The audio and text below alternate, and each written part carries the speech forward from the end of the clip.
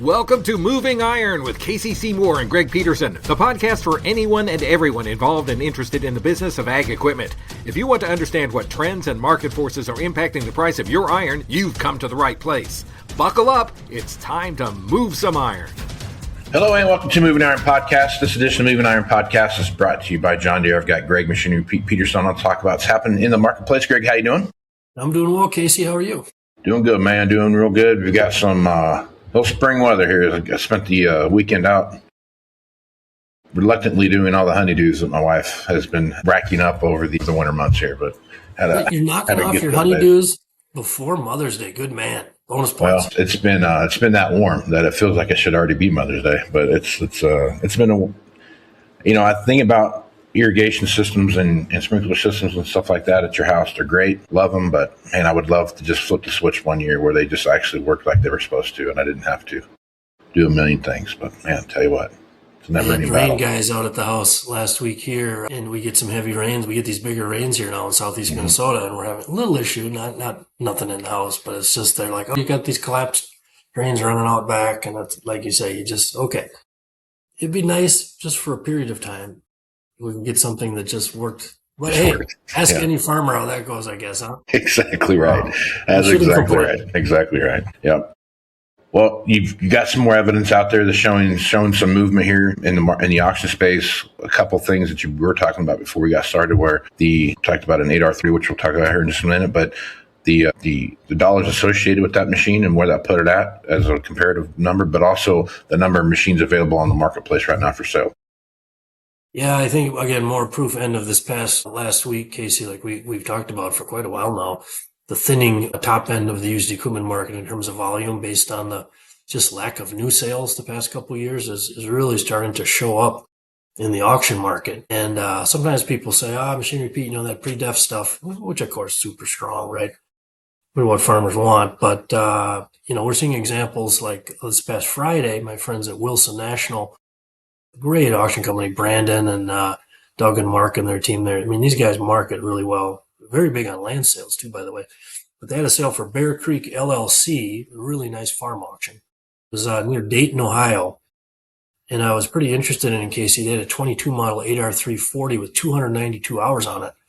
So I thought, well, that'll be an interesting one. And it came in at $350,000, which that's actually not the highest this year. We've had one scrape up to $360,000 and a quarter. But if you look at 8R340's auction price data, it's really interesting. So far this year now, the average is up 12.5%, coming in at 326, basically 326.4. And last year, the average auction price was just over $290,064. Okay. But when I look at that data on 8R340s, and you and I have talked about this a lot, what really pops out is we have a little counter, in terms of the number sold at auction. And wow, my God, when you look at 2 years ago, how many 8R3s, not just that model, of course, but any late model high horse tractor, it's a huge jump, just huge jump. And then last year it receded, the number sold as dealers pulled back. The big jump was, dealers trying to get ahead of it, which I'm sure they're glad they did 2 years ago. Wouldn't want to have all that stuff sitting on a lot now. But when you combine that with the lack of new sales, that's why now when you see that strong hard cash number on a 4-year-old unit, granted it had low hours, but that same auction was strong through the sale. And for Red fans out there, they had kind of a unique item, a 9350 Case IH articulating 4-wheel drive, which we don't see a ton of those around. Very nice one. It was listed only $2,379. That came in at $67,000, which that's the fifth highest hard cash on the 9350 4-wheel drive the past 5 years. You also had a 11-year-old Mack 39-foot dump trailer for $40K, 11 years old. Again, up through the line, just really strong hard cash numbers. Talking about that combine in North Carolina, I think that is. Oh, yeah. That's a good one there. That was the next day, this past Saturday. So what, April 18th. Jason Aycock Auctioneering. Hey, I got to do a shout out for my friend Jason. He's very rhythmic the last 3 years. Like, seriously, every Saturday from February through April, you can book it. Jason Acock's going to have a very nice auction. And he had one this past Saturday for Joe Godwin, a farm retirement auction out of Benson, North Carolina, which, of course, makes my ears perk up because I'm a Benson, Minnesota boy. And when I fly into Raleigh, I drive south and I see that turnoff for Benson, North Carolina. Beautiful country out there. Joe had a really nice line of equipment, but that S670 you're talking about, 150 engine hours. So for 130, no heads. And so I thought, well, that seems pretty high. So I dove in at machinerypete.com and used our filters. And if you look at S670s with over 2,000 engine hours, that's the second highest one in 38 months. Yeah. And then again, I love our friends in North Carolina. That particular area, Northeast, North Carolina, Southern Virginia, very great farm ground out there. Up here in Minnesota or upper Midwest, we'd say, North Carolina, that must be way cheaper. And it's like, there's really good equipment there. Mm-hmm. But again, that S670 130 2 days ago, that came out of North Carolina. So that was an eye opener. Yeah. When we were talking about it coming from North Carolina, I mean, like you said, there's some really good pockets up there with some really good farm ground, those kind of things. But especially to have a combine like that come out of there with that number, it just seemed like it was, I would count that as a win in the win column all day long. Now they had one other piece of equipment. I should run this by you, Casey, see if you've heard of it. Because I admit, I don't think I've heard of it. It was the top selling item on the sale. It went for $150,000. So have you heard of the Rooster? Don't think so. Okay. Not ringing any bells. The Rooster, it was an RP10. It's the ultimate, this is how it's described on the internet. You go to people who make this thing. The ultimate prep machine. It's got 180 teeth that rips out any roots. So if you want to get your land ready for, whatever, 10 foot wide. But again, that thing sold for $150,000. I don't know what it sells for new. Maybe some of our listeners know what a new Rooster sells for, but that was, and again, this was on the Joe Godwin Farm Retirement Auction Saturday, Benson, North Carolina. Of course, the variety of crops they grow down there is really something. There's some cotton, some peanuts, sweet potatoes, corn, soybeans, but yeah, that one stopped me in my tracks. I don't know if Machinery Pete's ever seen the Rooster sell. Well, so sometimes I'm gonna call my friend Jason, see if he's got any video of that thing selling. You have to, sometimes they try to snuff the rooster, but he'll never die. That's what they always say.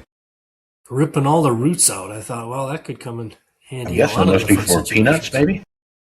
I would assume. I gotta call Jason. Sometimes he gets a little video, and I'll see if he had an extra guy. His son works with him in the business, sharp young guy. And Jason is actually one of my favorite auctioneers to listen to. We filmed a couple sales for Machinery Pete TV. I was down January or February this year at a farm auction with like 4 or 5 Fendt tractors sold through the roof. But hats off to Jason. Another great sale Saturday in Benson, North Carolina. Now you got me thinking about what this thing does. I think, Casey, you better bring the Rooster out to western Nebraska. Think of it, you could get all kinds of uses out there. Peanuts. You could be the western Nebraska distributor for the Rooster. Yeah. Yeah, I think the only thing we'd have to use it for would be, I don't know. I don't know what they'd use it for. I'm looking up here. Actually, coming out your way, if we talk recent auction prices, I apologize. I'm fighting this cold. It's just driving me nuts. Out your way, our good friend Alex Kerr with Kerr Auction had a sale last Tuesday in Torrington, Wyoming. Now, for listeners, if you're not familiar with Alex Kerr, go to kerrauction.com. They are one of the fastest growing auction companies in North America. It's unbelievable what they've done in 2 years, he and his wife Gina. They had their sale Tuesday with Tri Brothers Equipment, consignment sale. Now, Alex texted me, I told you, Casey, in the morning before the sale, that Alex he's a Central Illinois guy. He's pretty stoic like me, and he's like, Pete, I'm kind of worried. And he said, it's so dry out here. It's just so dry. And I was like, well, Alex, you got a great line. Just see how it goes. Texted me about an hour and a half later, and he goes, wow, check this out. 2009 Stinger 6500 bale stack wagon, which we see a number of those around, good rigs. This thing had 53,000 miles on it, sold for $140,000 for an 09. That's 17 years old. And again, I hopped in machinerypete.com, and I was like, wow. Let's look at 2010 and before models. And what you find is that's the highest auction price on a pre-10 model Stinger 6500 in exactly 15 years. You got to go back to the first week of April of 11 in Moses Lake, Washington, when one out there. Now that was only 4 years old at the time. They sold an 07 model with like 11,000 miles on it for the same money, 140. And despite the dryness in Torrington, Wyoming, Tuesday, they sold that 09 model, 17 years old, for 140. Now, I suppose the same thing here. It's like, well, what does a new one cost? I guess I can't quote you off the top of my head what a new Stinger 6500 failed stacker sells for, but I'm sure it's a lot more than 140K. So the just for fun here, what was that thing called? Did you find the retail price? The Rooster. If it's right, it's $170,000. 170. Okay. Yeah, and to see a Stinger, what was it, 6,500? Yeah, 6,500 09 model. I've seen later model ones sold, higher, but again, 17 years old. Dollars. How much for a new one now? 340,000. If this is okay. If this is right. Okay. Yeah, isn't that interesting? So here you go, Super Night. Now this was a consignment sale. Well, I'll take that back. That is based on 2024 to 2026 market listings. A new or very low hour 2024 Stinger LTD 6500 bell stacker generally costs around $340,000. Good place to start. Pushing towards 400K. Well, like you and I talked about a lot, Casey, in any market condition in agriculture, the hard cash auction market, you saw it for years when you would track things from the dealer side. There's always that dollar level. Yeah. And right now it might be 200, low 200s, but here at 140, if a new one is 340 plus, when you get a super cherry one show up at auction, again, it makes that it's just such a more palatable option than what that new number is. If I remember correctly, these Stingers are made in Kansas. It's out your way, yeah. No, I know. So maybe. when I started doing our YouTube channel in 2009, I went out by Dodge City. Oh God, it must have been January of 2010 or something to film an auction, and it was kind of a custom hay guy, and I think he had a couple of them, and I hadn't seen them back here in Minnesota.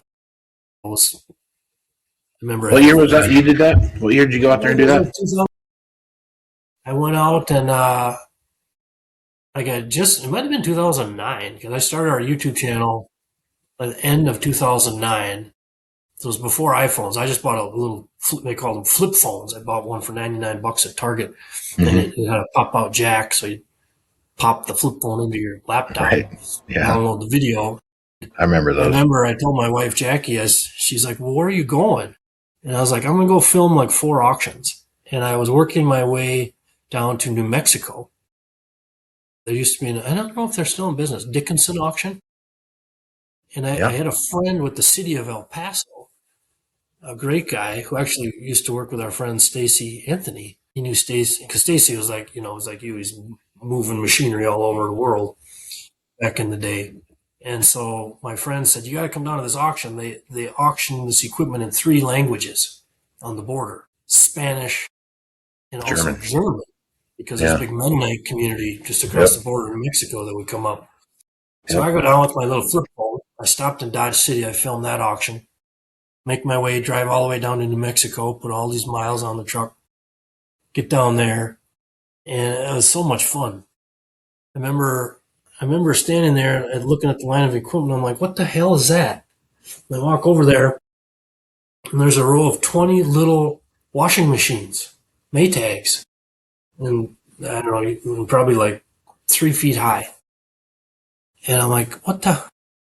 And some guy came up and he goes, well, the Mennonites from across the border in Mexico, they love these things, and we can't get enough of them. And so when I was filming, again, to see an auction in Spanish and German was cool. We have so many Germans up here in the upper Midwest. I'm hoping someday, you'll have to tag along when we do it, Casey, but if I've got a few friends in Europe one in Ireland and a couple in Germany. I'm like, you find me a nice farm auction, okay? And we'll come over and film it for the TV show. And we'll watch an auctioneer in German just saw away on a 2-year-old deer or a JCB or something. Yeah. Yeah. Wasn't that great? Yeah. It'd be fun. Hopefully we can do it. Yeah. No, that'd be fun. I've been to Europe a few times, Eastern Europe mostly, and there's been the idea of taking something to auction is just absolutely foreign to a lot of people. So yeah, it is. It's a different mentality, right? Because they don't typically, you'll buy something new and you'll put 10,000 hours on it and you'll bring it in and you'll try to trade it in on whatever. Because I remember I was sitting eating lunch with a guy and we were kind of walking through what it's like in America versus what it's like over here. And he's like, why would someone trade something in that only has 100 hours on it? It's a great question that I don't have the answer to, but it's a function of cash flow. From our Facebook followers in Scandinavia, young people in ag, and it's the same thing. They go, they just kind of wonder, well, wow.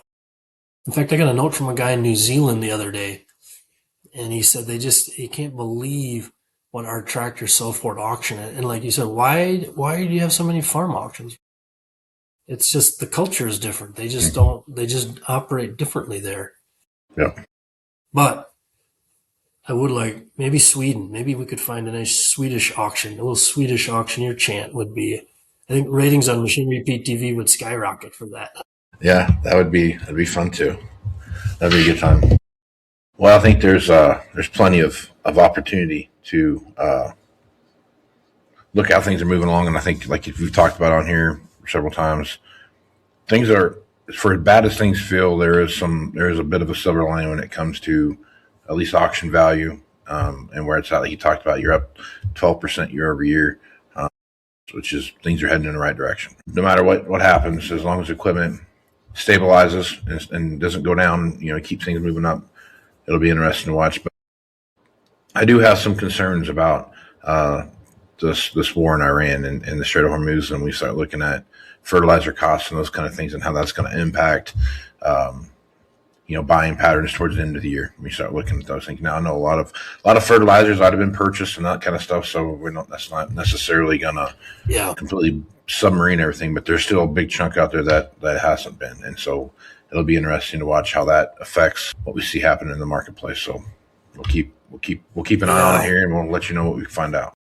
That's interesting, because this is kind of relatively new shock to all of our system, dealing with the question marks involved with the war here. Mm-hmm. Hopefully, again, it'll all straighten out and it'll be good. But I wonder, what would you say, Casey, in terms of, let's just say hypothetically, it kind of drags for say 6 to 9 months, and if you're a farmer and you're dealing with your equipment needs, to me, this added shock pressure, fuel, and fertilizer, to me, would further push people into the used market mindset, just to watch dollars. I mean, what's your take on that? No, I think so. I mean, I had a conversation with a guy about this the other day, and I was thinking to myself, even if you set someplace and you had, so we had $6 corn, right? Just put that out there. I don't know that it changes the buying patterns or dynamics of anyone enough to really influence the marketplace. And strictly speaking, because it's just the price of equipment, right? You're going to be stuck in a band that is going to allow you to do X, and that's doesn't matter what the cost of machinery is or isn't, because it's just where you're at, right? If I'm sitting right now looking at where I think the price of equipment is going to go, if I have some used equipment needs, or I'm looking at a piece of equipment, that's a tough one. I don't know. That's a tough one where you start thinking about, do you wait till the end of the year and do the normal auction cycle and start moving things forward, or do you, when you have your crop planted and you start seeing, okay, we've got some forward contracted crop prices and those kind of things, we feel good about where we're at, we're going to make that buying decision between planting season and harvest. I kind of feel like I'm going to lean more towards that period between planting and harvest, just because of the amount of equipment that's not on the marketplace right now. And I'm not going to sit here and say anything about, oh my God, there's going to be this amazing, scarcity premium that's going to drive price up, because I'm not saying that at all. What I am saying is your best chance to find what you're looking for, in my opinion, is going to be between planting season and harvest before that really gets picked over. Because look how much has been picked over already and where we're sitting at today, right? So if you're in the position where you can do something, I think your best opportunity for good quality equipment is going to be between planting season and harvest. I think if you wait till the last quarter of the year to do the typical auction run, I don't know that you're going to see the quality of equipment that we're seeing right now. I just think it's going to get picked over. I think that's really sage advice, Casey, for two reasons. One is that, just think of that 8R 340 stat we just were chewing on. It's already up 12.5% this year. Things aren't exactly rosy. And if price of oil, it's, sales of new are not going to be great for the next 6 months. So we're talking about already and say not to be alarmist or whatever, but there's just no way around it versus 2 years ago that at the top of the funnel, the slate model used is tighter. And if our data would show for 36 plus years that period you identified from planting to harvest that's actually been, I would say, the best time to be a buyer to get value. Because you'd have to go since 2003, since the Bush tax cuts brought in the Section 179, year-end incentivizing investment, that whole thing.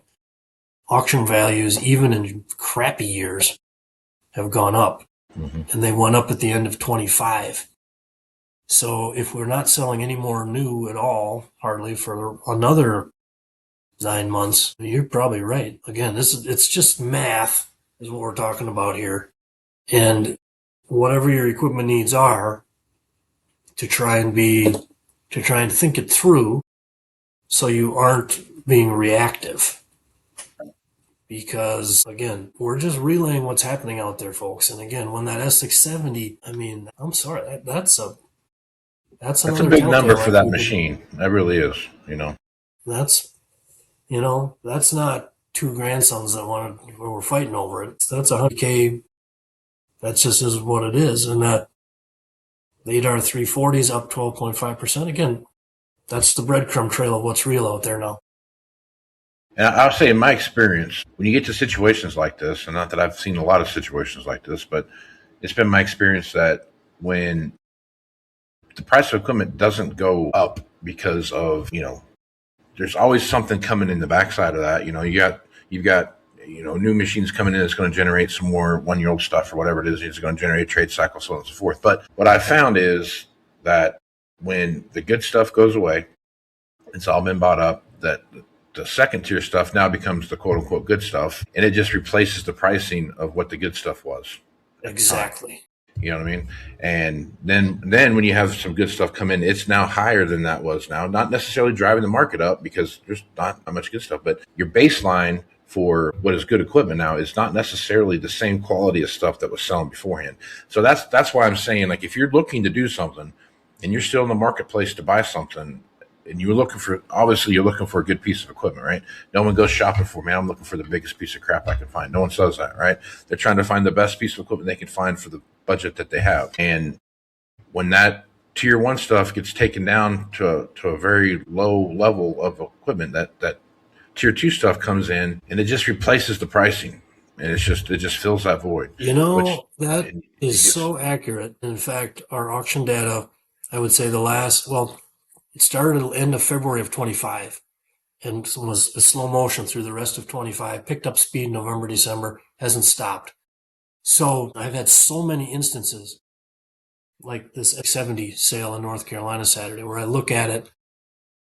Now, is $130,000 a record price? No. But again, at 2,150 engine hours. And I will look, just like you said, that second tier, higher houred stuff. We're starting to see the premium being paid on the nicest level of next hours. And there were so many instances of that late 25 and early 26, I couldn't even count. And color of equipment didn't matter, size didn't matter.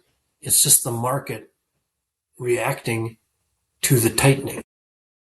And so, like you say, in these markets, my experience almost 40 years would echo what you said, is that it's It's not great to wait. And that's, again, only twice in my career when I write in farm magazines, my column, I've ever said, just, hey, folks, take it for what it's worth, but Norwegian boy here who doesn't like to be predictor is saying you should be aggressive. And the first time was end of 15, and the second time was early 25 because of these swirling, all these factors.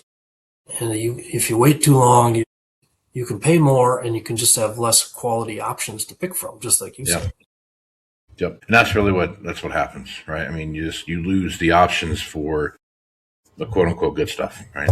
And you end up paying as much money for a not as good stuff that's out there because, again, it's just replacing that. It's the next best stuff, and it just replaces the pricing. It doesn't stay the pricing where it's at. Now, when that stuff gets sold off, when it comes back into the marketplace, that's where you're going to see that stuff at. So, okay, now this will be a weird transition, Casey, but I got to run this story by you. All right. Of all 2,350 YouTube videos I've posted, 17 years, one of my favorites was a 1-hour interview with a 91-year-old auctioneer named Abner Jacobson from my hometown of Benson, Minnesota. Folks, if you want a great hour, just go Machinery Pete, Abner Jacobson, watch that video. He's an old Norwegian boy, Hall of Fame auctioneer. Was also my dad's partner as a dealer, John Deere dealer, Benson, Minnesota. So I had my little phone. I was interviewing Abner, and my dad was sitting there. Abner was telling stories. And he was talking about one time a farmer came in, and, he was looking at a planter. And so, as you would, you'd kind of want to talk the seller, in this case, Abner, down. And they were walking out onto the lot. And he goes, yeah, Jacobson, I want you to show me that 407,000. That's kind of a piece of crap. And the way the farmer was describing it was pissing off Abner. And it took a lot to piss off Abner. So as he and the farmer were walking the lot, Abner just zooms. He walks right past that 407,000. And the farmer was like, whoa, Jacobson, wait, this is the planter. And Abner turns around. He kept walking. He goes, oh, no. He goes, you said that thing was a piece of crap. I'm not going to show you that one. We're going to take you to the real piece of crap out here. And he was like, no, I want this one. And I guess Abner actually won that one. He had a very unique way of dealing with people. And even if you were trying to kind of jip him down on price, he would kind of chuckle at the end of the day and go, that guy, he's a 1 in a million. But watching him tell that story in his Norwegian, God bless him. He passed a couple years ago, but one of the all-time favorite interviews I ever did. Yeah, I've had a few of those type of conversations with such a piece of junk. Why do you want to buy it so bad? Exactly. Yeah. I probably told you I don't know if this made our video or not. I don't know if I edited it out, and you might have to edit my language, Casey, but one time a guy came into the store, in front of the John Deere store in Benson, Minnesota, so I bopped around there when I was a little kid my whole life. And this guy, he was ticked off. He bought a piece of equipment, and you know what happens, there's an issue. Sure. But it was a field cultivator. And he comes in the store, it was busy, Monday morning, and the guy comes in and goes, Jacobson! His office was back halfway in the small building, and he kind of looks, and he goes, that field cultivator, you sold me. You can shove that up your ass. And what Abner was he was actually a born comedian. Without missing a beat, he goes, no, I can't do that. I already got a disc up there. And my dad said it was initially very tense. All the people, the employees, the farmers, oh, geez, this is a bad deal. But they said when Abner said that, everyone just started laughing. Even the farmer, he just bent over, shook his head. He's just laughing. So when we talk about the personal nature of the farm equipment business, whether it's auction side, farmers, of course, dealers, pieces of equipment, crappy old field cultivators, I'm fascinated by those personal stories and histories and memories of so many people who have spent their career in the auction biz or the dealer biz or farming. Yeah, for sure. A lot of dynamics out there, isn't there? Folks, again, go watch that video of Abner. I guarantee you will wind up calling one of your friends and saying, you got to watch this video because this guy. I'll leave you with one more gem, Casey. We talked this whole interview with Abner and my dad. I was like, Abner, any final bits of wisdom to share, particularly with our young viewers? And he didn't miss a beat. He goes, yeah, Greg, he goes, whatever you're selling, if you're a dealer or an auctioneer, you got to remember there's just one. And this is the one we're selling today. And it's here, and this is it. And now if you're an auctioneer, that's God's honest truth. That's the mindset and the will you have to bring to it. Of course, if you're a buyer, my Machinery Pete advice would be there is always another one. Unless, like the market we're talking about now, Casey, maybe there won't be another nice option. Yeah, it's going to be interesting to watch how things play out because, again, so many external factors that are driving so many different things. And the one thing out there that's going to be greatly impacted by it, just because of the numbers of machines that are going to be available to sell in the marketplace, is going to be equipment, right? Whereas everything else that is there is going to, it's just going to drive, it's going to continue to drive price. And I think that's the thing where you start thinking about equipment. You need to start thinking about, what do I need? What can't I not farm one more season with? Or where is the reconditioning cost going to outweigh the ability for me to get a return on my investment type of thing? So all those things are going to start coming into play. So it's a interesting time for sure, Greg. You bet. It's even Rooster's bringing $150,000. That's right.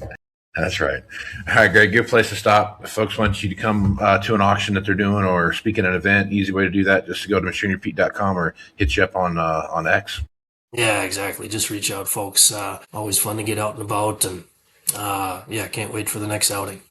Right on. Well, Greg, appreciate you being on the podcast. We'll catch you again next week. Sounds great, Casey. Have a good one. All right, stay tuned for more Moving Iron podcasts after these messages. Well, there they are, mocking you. See you next year, loser. That weedy area that's got you thinking, man, I hate that spot. Wish I'd sprayed better. Get the last laugh with a sprayer upgrade from John Deere. Precision upgrades that can increase your sprayer's performance, like ExactApply, advanced nozzles to give you more control at more speeds. It's just one of the many precision upgrades you'll find at johndeere.com. Now, let's see who's laughing. Looking for more accuracy, more productivity from your current planter? Let's get exact with precision upgrades from John Deere. Start with Exact Emerge and get accurate singulation and spacing at 10 miles per hour. Or choose Exact Shot to promote early root growth and cut fertilizer costs. And with Furrow Vision, save time by verifying seed depth right from your cab. Visit johndeere.com/planter upgrades and see why nothing runs like a deer. All right, welcome back to Moving Iron Podcast. Got Aaron Fennell back on to talk about what's happening in the market. Aaron, how you doing today? I am terrific, sir. Good deal. It is planting season. We're rolling up on that time frame pretty quick, depending on where you're at. You're done getting started or thinking about it real hard. So if you look at the scenarios that are there, it's kind of safe to say we're there. Even in the North Country, they're rolling. According to the social media posts, far and wide, planters are rolling everywhere, baby. That's because it was 55 degrees all winter. That's not necessarily there, but yeah, just south of them it was. Yeah, the only thing they're lacking now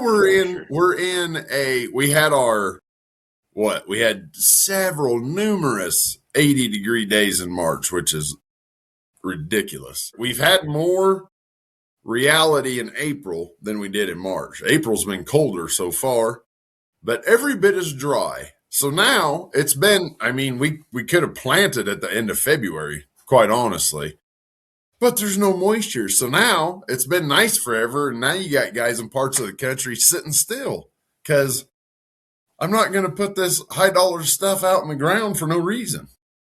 Yeah. Yeah, it's a bad deal. When you start looking at drought monitors. It's a wild world out there, man. It's crazy, man. And you start looking at I can't remember who was telling me this the other day, but I was talking to someone and the wheat was so dry out in western Kansas that it was 6 inches tall and some of it was headed out already. Yeah. You know what I mean? So like that's Flag leaf at the top of cowboy boots. yeah. I'm like it's probably not quite where it's supposed to be this time of the year. I don't look at anything like that. So Yeah. it must be planted that dwarf wheat, you know, so that it would come in. It's going to be a bad year for my straw. It's rough. It's rough. So when you're looking at the marketplace right now, we were talking before we got rolling that, you know, last couple of years we've watched this right up to the last minute and making decisions late and stringing things together. What are you seeing so far this year? That, again, only worse. I would say maybe time like to the fifth power. It is crazy late. For instance, you know, here it is April 20th, roughly, and last week sold strip tillers going south right into the field ahead of the planter for corn. So I've still got guys talking planters for corn, you know, I mean, and that's within it's not like those are Minnesota, Dakota planters. Those are in the realm here where they should already be rolling, but that's where we're at with. And it's, you know, I get that for the most part on late model low hour because you're high dollar. Granted, we're not at the 9% interest world anymore, but we're not back at 2 or 3, right? So $500,000 at 5%. Let's put that on the balance sheet the very last minute we have to. Right. Yeah. See if we can hold this together. So I get that. To a point, what's surprising is much as when the top gets soft and you have that downward push, the same thing's happening with buying habits and for like no reason. Well, I want that, you know, I mean, what, like a 2010 8345R, okay? Pick something like that. You got a 15-year-old tractor. It's not like there's only one sitting here. It's not, it's roughly, you know, in the 100 to 150 range type of level of tractor. Still last minute. Still. Mm-hmm. So things like that are kind of like, what on earth, you know? Whereas really, let me take that all back. The only thing that's not last minute right now is anything ranch related. Shocker, I know. Right. But it really is. I mean, the only thing that is that we had pretty good planter activity for sure preseason, but even here locally, some of that's even last minute. But really outside of the planters, I have literally had the same discussion with a couple different guys across the country where we talked about planters in December, got something done, and now we're talking about the tractor to pull it with. Yeah. You know, part of that I get. You take a late model 8R, there's not a lot of variances. Or I should say, definitely have, you want a signature loaded up 8R, you got your pick. They're out there, right? As we know, everybody's planter is their own little trademark, their own stamp. So I get why, hey, let's get that done right away. And you and I've talked about this repeatedly through the years. The used buyer is fully aware of that new planter ordering window thing, and they start looking in June. And I've noticed through the years, they start looking in June if there's, you know, an oddity, that special planter that you think is going to sell in 5 minutes, it does then. Otherwise, it's they look, they talked, okay, let's get harvest done, then go back to that. It's typically get that to pop, and then here we are the next year looking at the tractor to pull it with. Yeah. Yeah, it's a and I think that's why if you look at the auction space, so much of that equipment that's being sold in the auction, like you're not seeing it make its way to the dealership via trade-in, right? You're seeing guys that they're just taking it straight there to the whatever the open marketplace is, whether that's Craigslist, Facebook, auction, whatever that might be. Like you're seeing a lot more of that stuff pop up there and push things through, because I've had conversations with dealers on multiple dealers all over the country where their inventory goes from 1 to 2 year old stuff to like 11-year-old stuff, and there's nothing in the middle. And you start to see more and more of that pop up on the marketplace, which is going to be, in order to get rid of that 1-year-old stuff, you've got to figure out how to get that 3 to 5-year-old stuff back into the dealership and get it back on the lot. And that's where I think you're going to start seeing some more aggressive nature, I guess, for the lack of a better term. We start looking at trade values and stuff roll through, because you're going to have to make that, bridge that gap somehow. Which is a delicate game for the 100%. Dealer, because that tractor has one price. That 10-year-old, I mean, roughly, the dealer, the auction, the private party, that's all the same number. Yeah. That's where it's at. So that's a very delicate dance for the dealer to jump in the middle of that and still retain any kind of reality in that pricing realm. And that's not the first time we've done it. I mean, how many times you and I sat down and looked through, all right, we got to get rid of some of these so we can get some of these, so we can sell some of these to get some of these, right? So right. We're looking like 3 deep to make that thing happen. And it all starts up here. You get the first one to go, so then you can cascade that down to where you need that.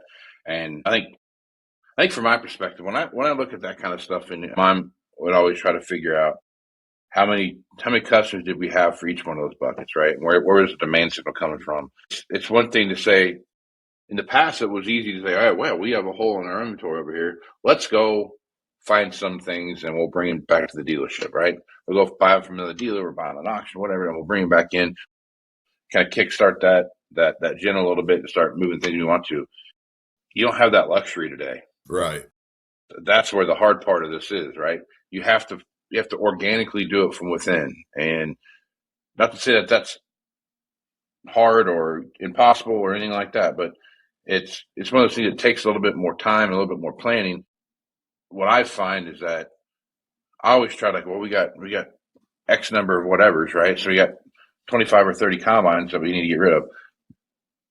Instead of looking at them at 5 machine chunks and trying to find the 5 buyers to buy those machines, I was always concerned about how do we find, the 25 or 30 buyers to buy all those combines, and then kind of, if you really put that in perspective, that's roughly 75 to 100 people that you need to find that are in the marketplace to buy those, because, 1 in 4, 1 in 5, whatever it might be that your sales ratios look like. But it's just right now, it's so much different. This market is so different, right?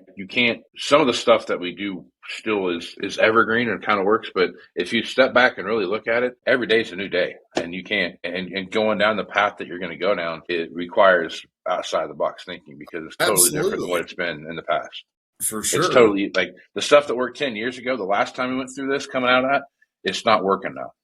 And so you have to reimagine what you're doing and be broader in your thought process when it starts coming to, how do I get from these to these to these? How do I do that?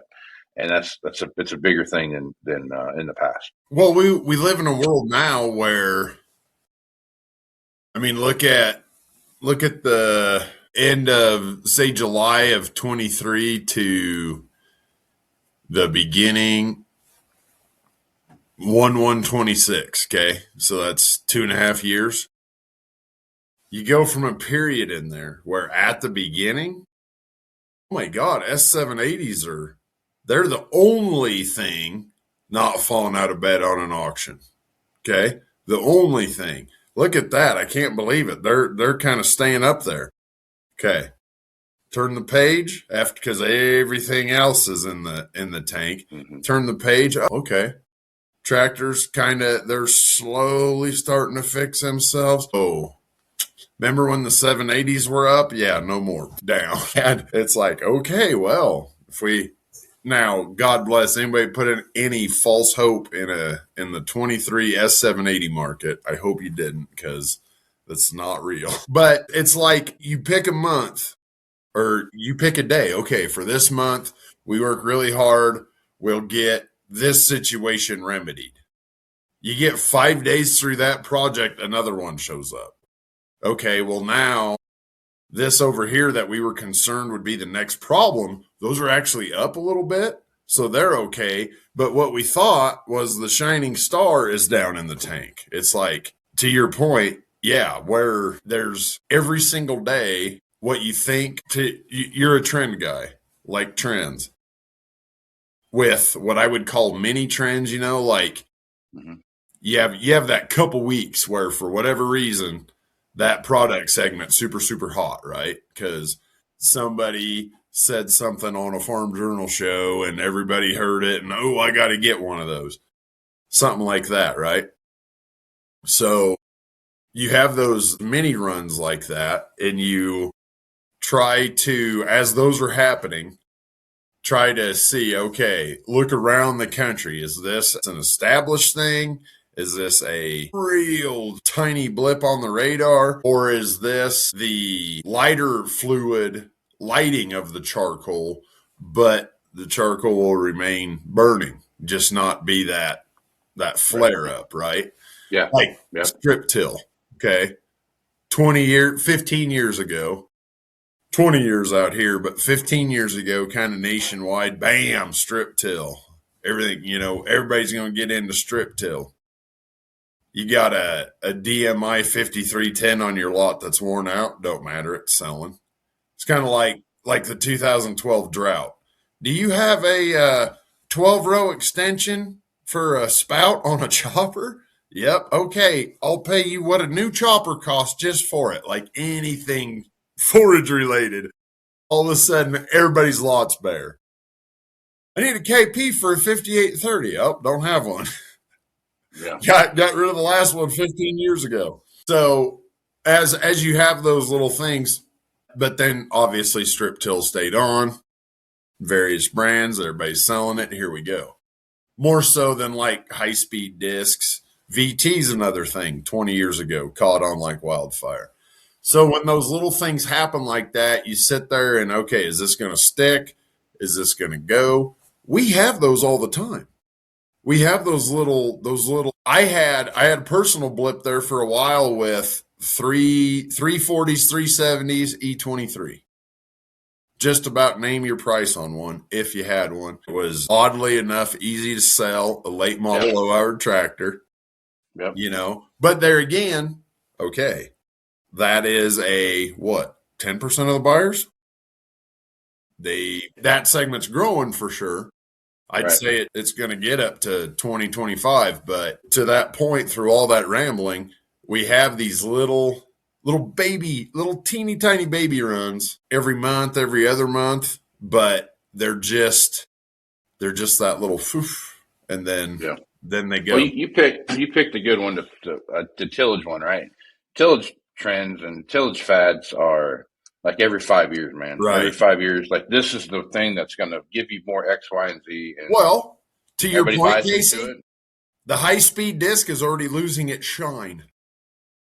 And that was the silver bullet, man. Here we go. This fixes everything. Yeah, and that was always something too. If you look at, tillage, when I first started doing this, like it was, the conventional disc was still there, Right. And it was but it basically was the less aggressive version of a moldboard plow, right? So, I mean, it was just, right, you know what I mean? So it's just like these things keep transitioning into this, but it's like everything just started taking off about 2006, 2007, like you started seeing like, all right, that's when Turbo Till, Great Plains Turbo Till came out, right? And it was just like, oh God, everyone's got to get one of these. Turbo Tills are the greatest thing ever. And then everybody else kind of started making theirs. And now by the time everyone's has a Turbo Till now, it's, it's whatever, Right.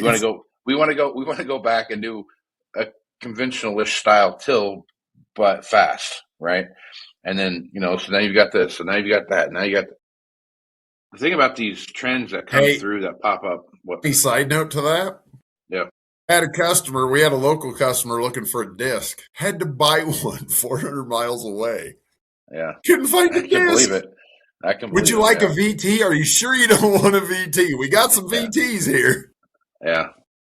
But it's just one of those deals where as you watch that stuff transition through, those trends, it's the nature of farming, right? Because everything happens in 12-month cycles, right? So it goes from being the hottest thing ever to where it starts to fade, and then it just goes away altogether. But it's had a whole year to go away. It's just had no activity in that year, right? Like, Right. no one bought anything, no one sold anything, which is not uncommon. It's just because of the way the cycle works. And I think if you look at where we're at today and the situation that we're going through today, of course, those cycles are there.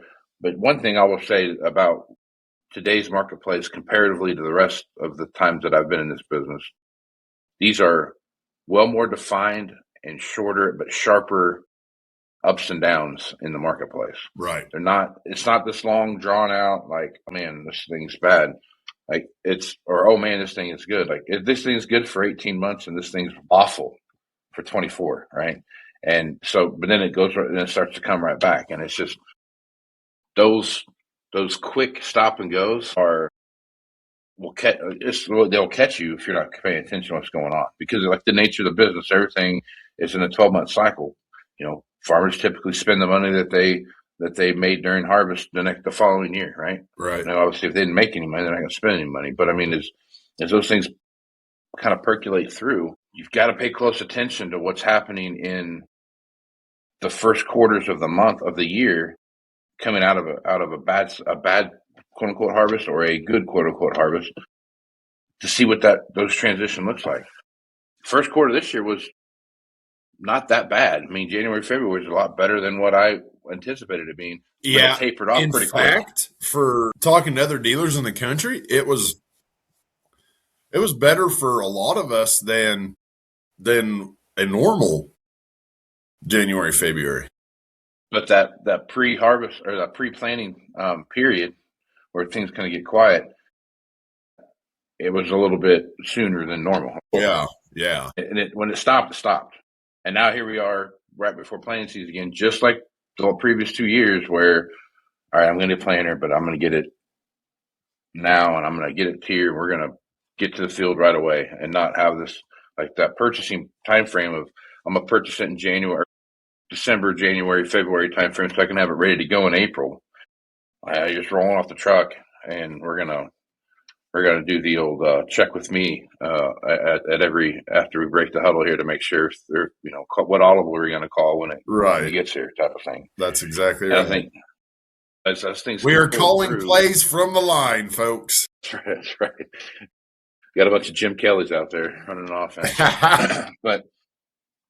but as those things roll through, that kind of stuff is what sets the stage for what's it look like. I believe in my heart of hearts that between planting season when it's done and harvest is going to be a busy time of the year for sales. And the reason I say that is we are up against the wall with a lot of customers with what they have on their farm, right, and what they're going to do.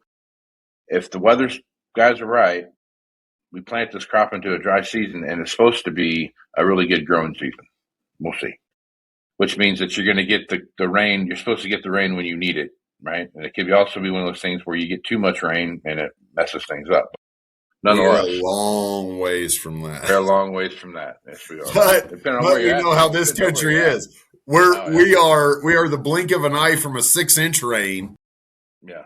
And then we're back. It washes off all the sand that's blowing everywhere, and then we're back to, okay, here we go. Yeah, we got the old running joke, we're 30 days from a drought, no matter how much rain you just got. It's just how it is. But if you look around the country, like there's some places like in Illinois and Minnesota and places like that are flooding right now. Yeah. And if you look at 100 miles the opposite direction, and they're in the height of a drought. The systems that we see moving through are just dynamically different, which cause all kinds of different things to happen. What I think is if these things happen, we get a crop plan and things look good and we get the rains that we're supposed to get with the way things you can forward contracts and stuff now and looking out, it's not gumdrops and rainbows. I get all that. Right. But there's some opportunity that are going to pop up. And I think that stretch between there will be bigger, because I think if you wait till the end of the year to go to auction with something, and I'll go to auction, like buy something at auction in that, October through the end of the year time frame. Right. What we see happening now is that so much of the marketplace is the really good stuff's been sucked off the top, and what's left is it's not that it's bad stuff, it's just not the premium stuff anymore, right? And so now you've got this, but the price hasn't changed. And that's the part that happens. Like, these machines up here we're selling for, I'm just throwing a number, $100,000, right? Well, the next, the tier 2 machines now taking their place. They're still $100,000. When those premium machines come in, they're $125,000 or $130,000 or whatever the number might be. Right. But we're sitting there now at this. So if you're in the market to come buy something, no one goes out and says, "Man, I hope I can buy a piece of shit crap today." No one says that, right? They're out trying to, what's the best thing I can buy for the money that I got, right? So that's where we're at. And I'm not saying that there's a bunch of crap on the marketplace. But what I am saying is, if you're really looking to make a move, you better be making that move between the end of planting season and the beginning of harvest, because that's where the last group of good machines are really going to be at, that are in that what everyone's buying right now, that basically 5 to 10-year-old stuff. Right. Yeah. No, I get it. There too, as you were talking about, I think this is part of the last minute of it. You had mentioned that guys what they make at harvest, last year they spend this year. Okay. Mm-hmm. And while that's typically true, I think we're in such a damn tight economy that doesn't exist. The reason that so much of it is last minute is because they're banking on being able to squeeze that in moving forward. So it could take from, hey, we want to buy this in October, and now it's April, and now the bank finally said yes. That's a lot of it. What right. You just said, that's a lot of it. Right.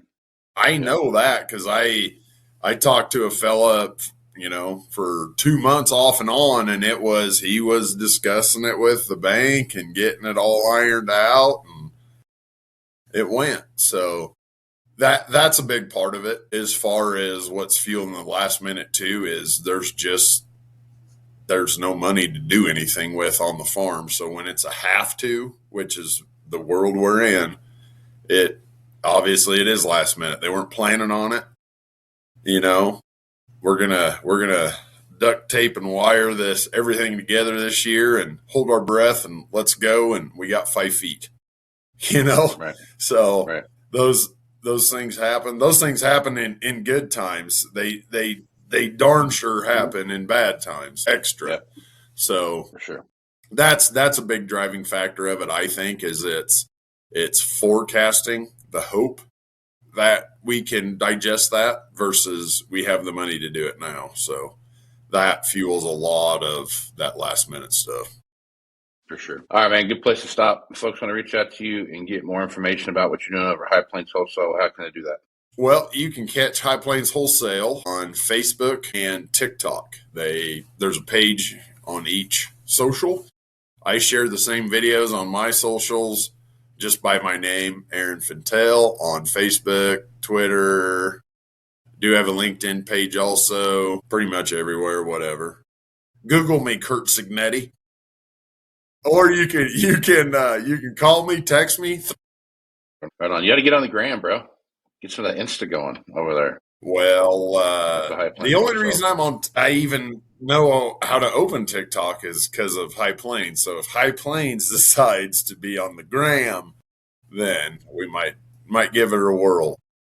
You got to get on the gram, bro. That's where it's at. I'm working on a MySpace page right now. I hope to have it. That's good. I'm trying to pick the right backdrop song.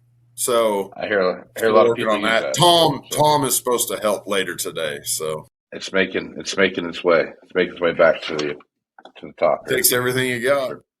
That's right. All right, man. Casey Seymour, you can find me Facebook, Twitter, Instagram, LinkedIn, TikTok, wherever at Moving Iron Podcast or Moving Iron LLC. I want to thank Aaron and Greg for being on this edition of Moving Iron Podcast. If you have any questions, hit me up. You can watch the video version of this on the YouTube channel, the Farm Journal YouTube channel, or you can go to AgWeb and you can see on the podcast side, you can listen to the audio version over there as well. So with that, thanks for listening to the podcast. We'll catch you again next week. Let's go do some iron, folks.